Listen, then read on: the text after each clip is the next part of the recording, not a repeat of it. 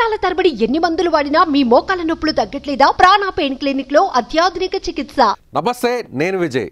Congress party senior నాయకులు, రాజ్యసభ మాజీ సభ్యులు ధర్మపురి శ్రీనివాస్ కన్నుమూశారు. శ్రీనివాస్ ఉమ్మడి ఏపీలోనూ అలాగే తెలంగాణ రాజకీయాల్లోనూ తనదైనటువంటి పాత్రను వేసుకున్నారు. ముఖ్యంగా 2004-2009లో కాంగ్రెస్ పార్టీని అధికారంలోకి తీసుకొచ్చేందుకు డిఎస్ కృషి చేశారు.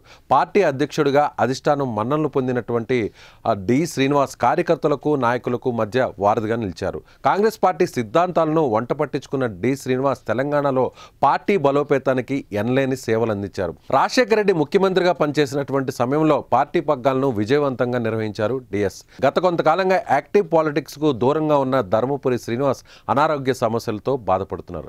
శనివారం పరిస్థితి విషమించడంతో హైదరాబాద్లోని తన నివాసంలో తెల్లవారుజామున 3 గంటలకు తుది శ్వాస విడిచారు.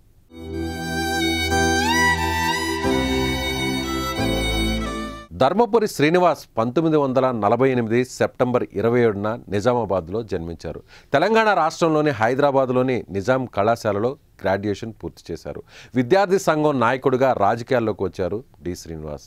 ఎన్ఎస్యుఐ యువజన కాంగ్రెస్ పార్టీలో పనిచేశారు. ఆయన 1989లో కాంగ్రెస్ పార్టీ నుంచి నిజామాబాద్ అర్బన్ నియోజకవర్గం నుంచి తొలిసారిగా అసెంబ్లీకి ఎన్నికయ్యారు. ఆ తర్వాత 1999, 2004లో ఎమ్మెల్యేగా గెలుపొందారు. 1989 నుంచి 94 వరకు గ్రామీణాభివృద్ధి ఐఎన్పిఆర్ మంత్రిగా కూడా పనిచేశారు. 2004 నుంచి 2008 వరకు ఉన్నత విద్యాశాఖ మంత్రిగా పనిచేశారు శ్రీనివాస్. 2004-2009లో ఎన్నికల సమయంలో పిసిసి అధ్యక్షుడిగా పనిచేశారు. 2004లో టీఆర్ఎస్ కాంగ్రెస్ పొత్తులో కీలక పాత్ర పోషించారు శ్రీనివాస్. కాంగ్రెస్ పార్టీ అధికారంలోకి రావడంలో వైఎస్తో కలిసి పనిచేశారు ఆయన.